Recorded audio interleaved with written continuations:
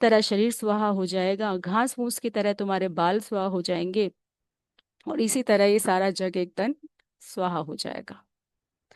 तो आगे चलेंगे, एक और दोहा लेंगे इसमें।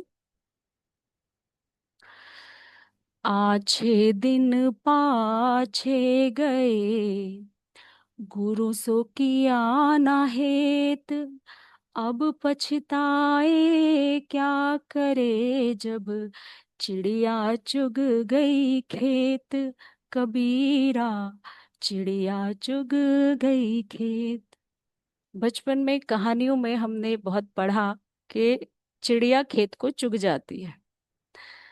तो ये तो सभी हम समझ रहे हैं कि अगर पहले से ही नहीं गया, जैसे चेतना चेतावनी ये दे रहे हैं, तो फिर ऐसे ही हश्र हो जाएगा उस व्यक्ति का, जैसे चिड़िया खेत को चुग जाती है। पहला कहा, आछे दिन पाछे गए, यानी अच्छे दिन बीत भी गए और तूने कुछ किया नहीं। एक मानव की भावना है कि जैसे हम कहते हैं कि अभी तो समय ही कहाँ है, अभी तो मेरी उम्र ही क्या है जो मैं भक्ति भाव में चली जाऊं, जो मैं ध्यान साधना में चली जाऊं, अभी मैंने दुनिया में देखा ही क्या है, ऐसे हम बोलते हैं। और जो बड़े लोग भी जो इस रास्ते पे अभी तक नहीं आए, वो अपने बच्चों को भी यही कहेंगे कि तू किस संसार में अपने काम धंधे में ध्यान लगा, इधर कुछ भी नहीं रखा, इधर देखने में क्या है। ये तो रास्ता बावले लोगों का रास्ता है, पागल हो जाएगा इधर जाके, कुछ नहीं समझ आएगा। सीधे रास्ते पे चलो, अपने खाने कमाने पे ध्यान दो। तो क्या कहा, आज 6 दिन तो पीछे चले गए, और जब अच्छा दिन, कहते हैं ना अच्छे दिन आएंगे, अब वो जो अच्छे दिन है वो कब आएंगे, ये किसी की जीवन में कोई इसका एक पैरामीटर नहीं है कि अच्छे दिन कब आएंगे। कबीर जी ने कहा कि तेरे अच्छे दिन तो चले गए और तूने गुरु की कोई सेवा नहीं की। अब कब सोच रहा है वो व्यक्ति, ऐसे व्यक्ति के बारे में बात कर रहे हैं कि जिसने अच्छे दिनों को गवा दिया। हम इसे दूसरी तरह से भी समझे, जैसे अभी उदाहरण था कि जब जवानी होती है, शरीर में कुछ ओज है, कुछ शक्ति है काम करने की, बीमारी नहीं है, तो अपने अच्छे ही दिन समझिए, क्योंकि शरीर बहुत जरूरी है।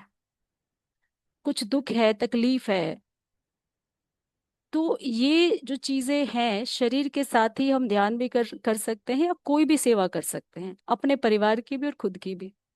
तो जब तक आपका शरीर अच्छा है, बहुत कुछ ठीक चल रहा है, तो अच्छा ही समझिए, वो ही अच्छे दिन है। अच्छे दिन कोई स्टैम्प पेपर पे लिख के नहीं आते हैं कि ये अच्छे दिन है।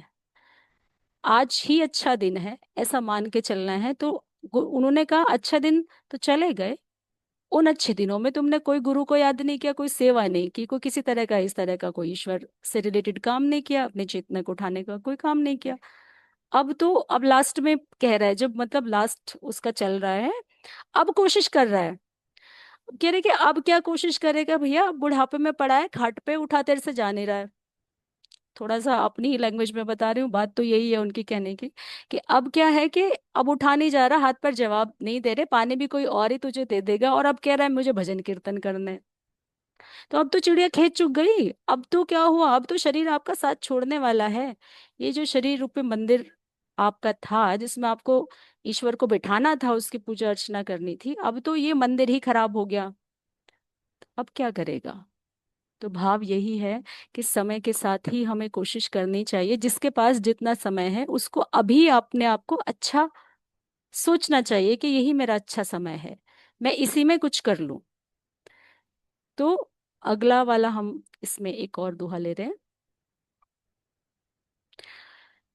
अब जो लोग बहुत सारा धन इकट्ठा करने की फिराक में हैं कि इससे मुझे बड़ी खुशी और आनंद मिलने वाला है, उनके लिए भी एक इन्होंने चुभता हुआ दोहा बोला।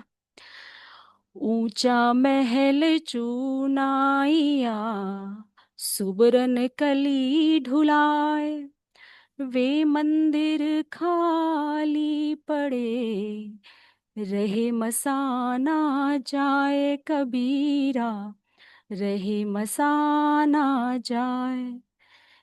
ऊंचा महल, महल से मतलब है हमारे घर मकान से, और चुनाया यानी कि चिनवा लिया या बनवा लिया।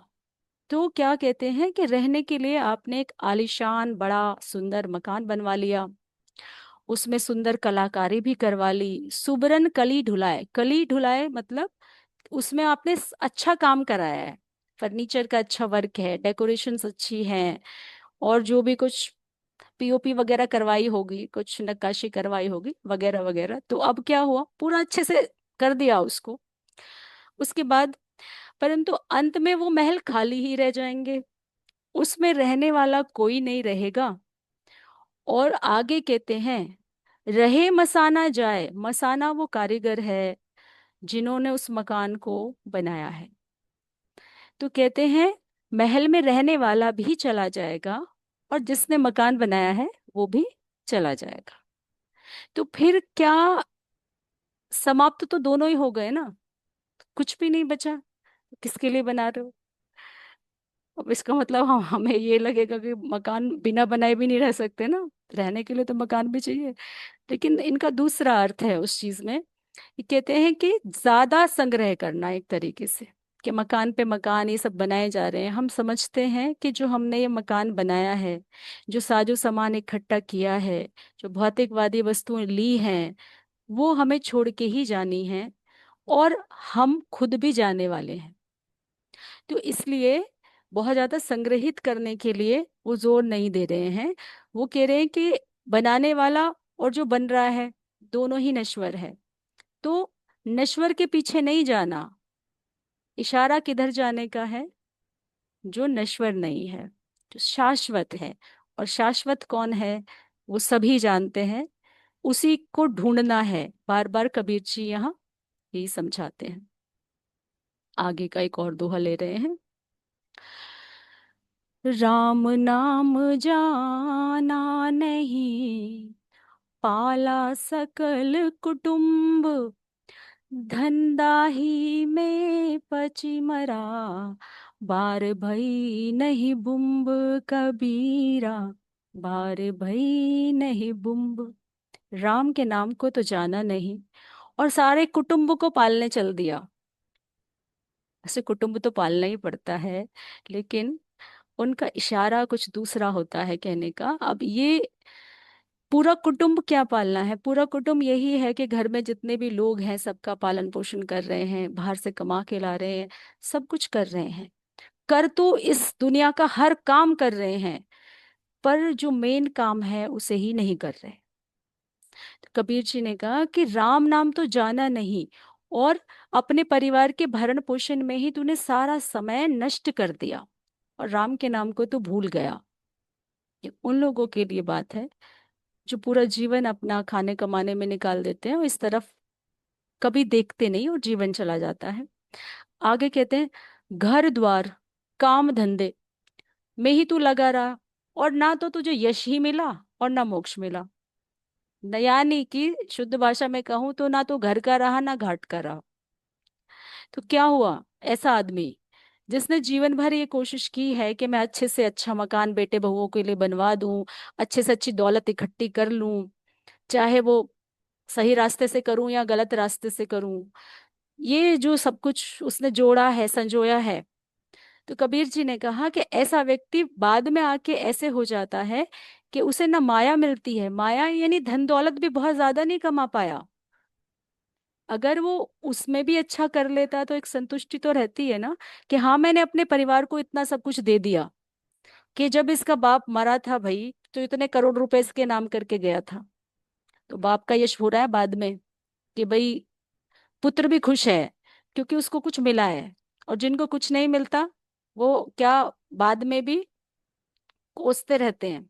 बहुत लोग हैं दुनिया में ऐसे भी, कि अरे बुढ़ा चला गया हमें कुछ नहीं दे के गया, ऐसे भी लोग बोलते हैं। तो ऐसे व्यक्ति के लिए कह रहे हैं कि जो मरु मरु करता रहा, हमेशा लगा रहा, लेकिन ऐसा नहीं कि उसने बहुत धन ही संचय कर लिया, ना तो वो इधर धन भी नहीं कमा पाया, यश भी नहीं कमा पाया, और मोक्ष की तो दूर दूर तक बात ही नहीं थी। तो ऐसे आदमी को क्या कहा गया, कि माया मिली न राम। तो आगे चलेंगे, एक और दोहा ले रहे हैं,